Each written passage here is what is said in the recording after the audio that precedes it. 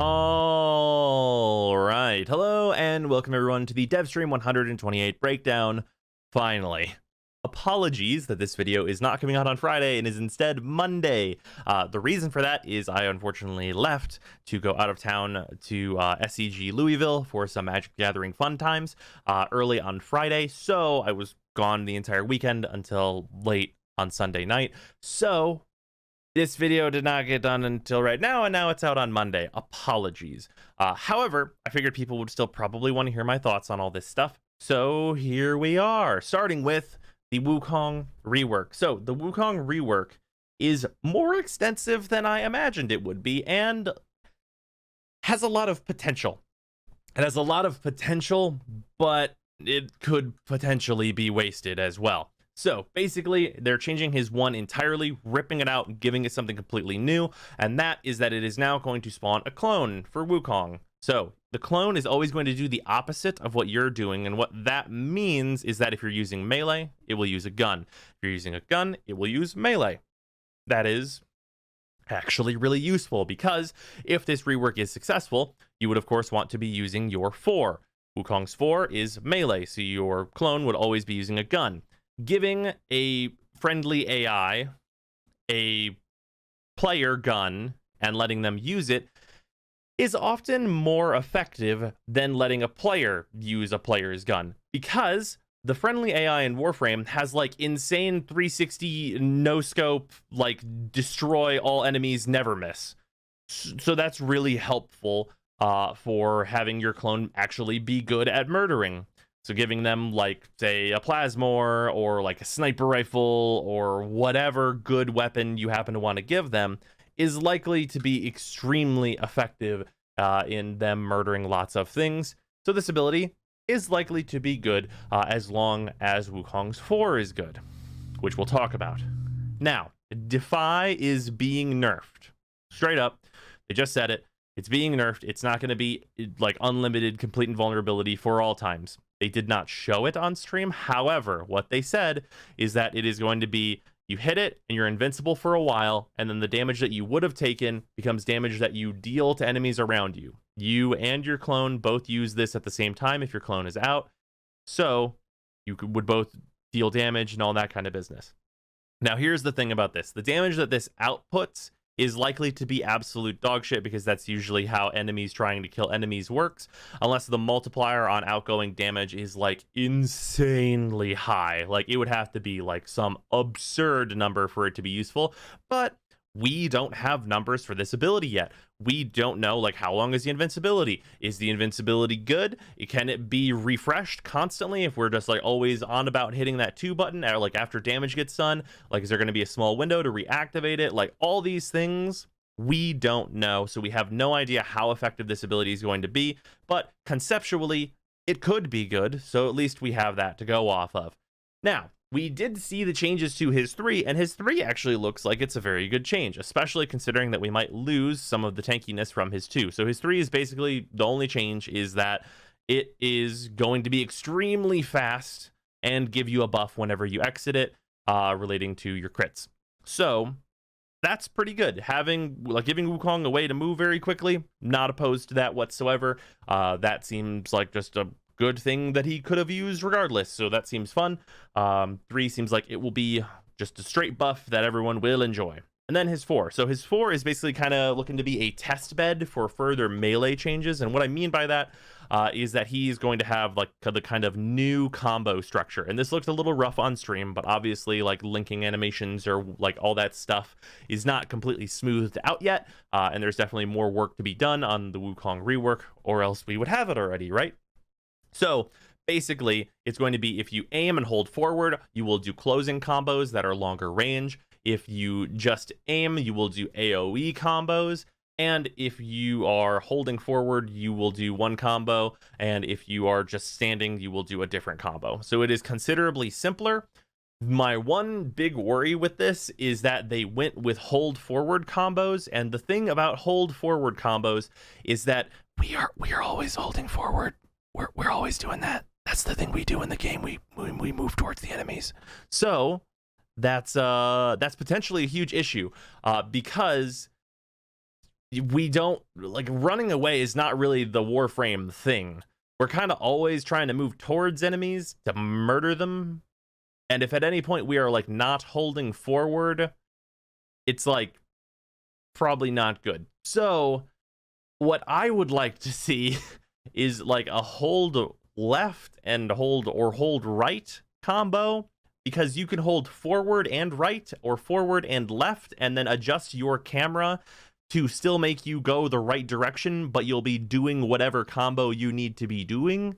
That would probably make it so that more combos are more reasonable at more times. But yeah, that is the one big glaring issue that I could potentially see, because most weapons that have hold forward combos right now, that's the only one you use because you are always holding forward. So yeah, that's potentially troublesome, but hopefully it'll get hashed out before release. I'm sure someone at DE will realize that they run forward a lot. So yeah, potentially that.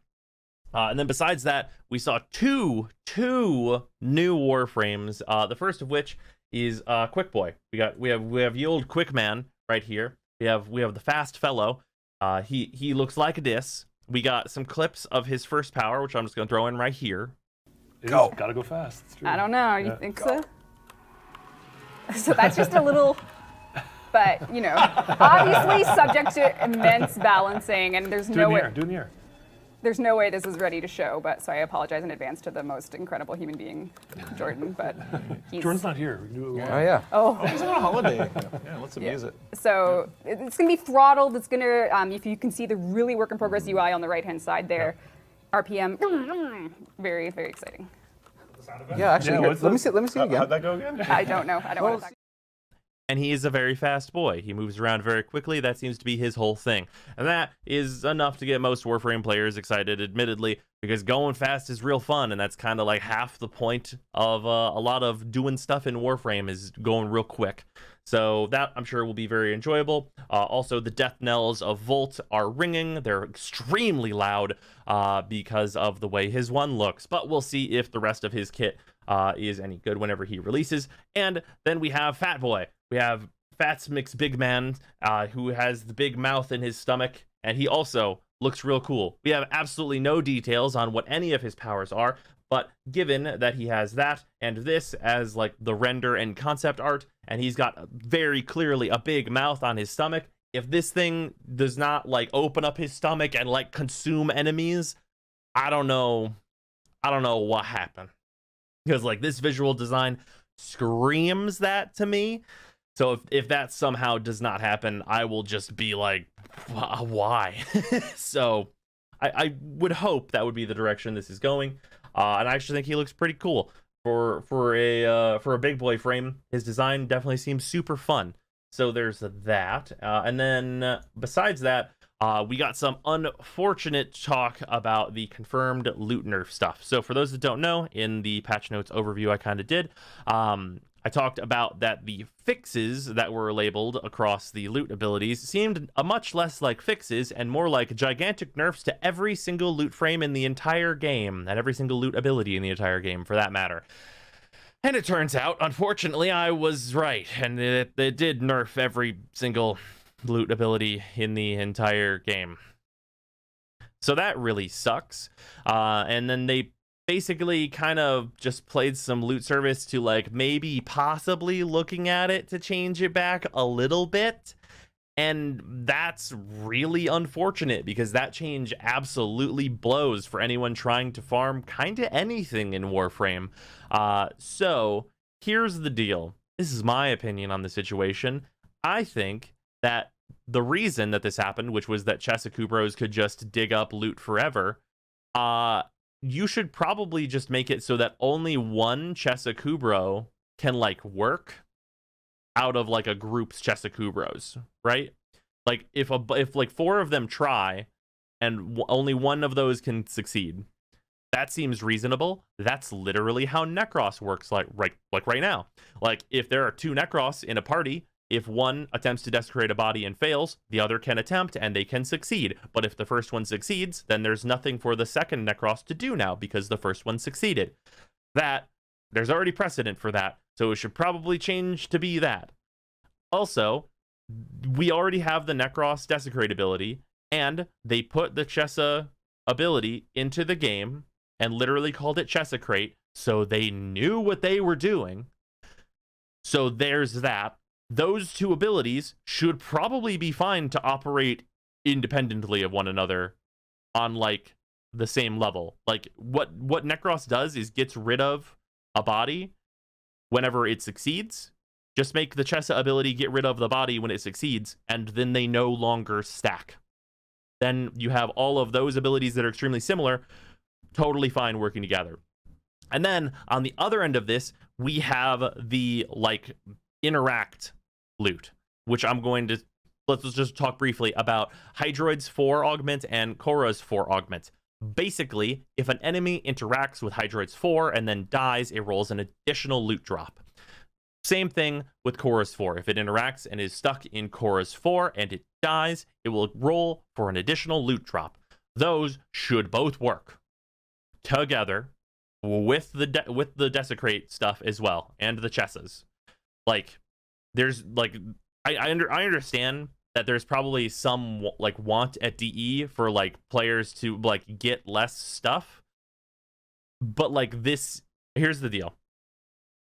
If DE is going to put loot abilities into the game, which the reason that these changes happened is because they put another loot ability into the game, they need to respect that they have put other loot abilities into the game.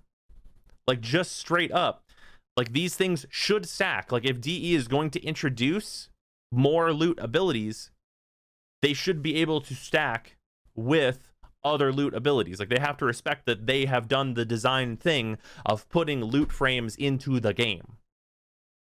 And, like, if they don't want that, then remove them all and just increase the drop chances, period. Like, if they don't want, like, a group comp to be like, okay, we're combining the loot frames to do this very effective farm so that we can get things done. If that is not the desire of DE, why do these fucking abilities exist?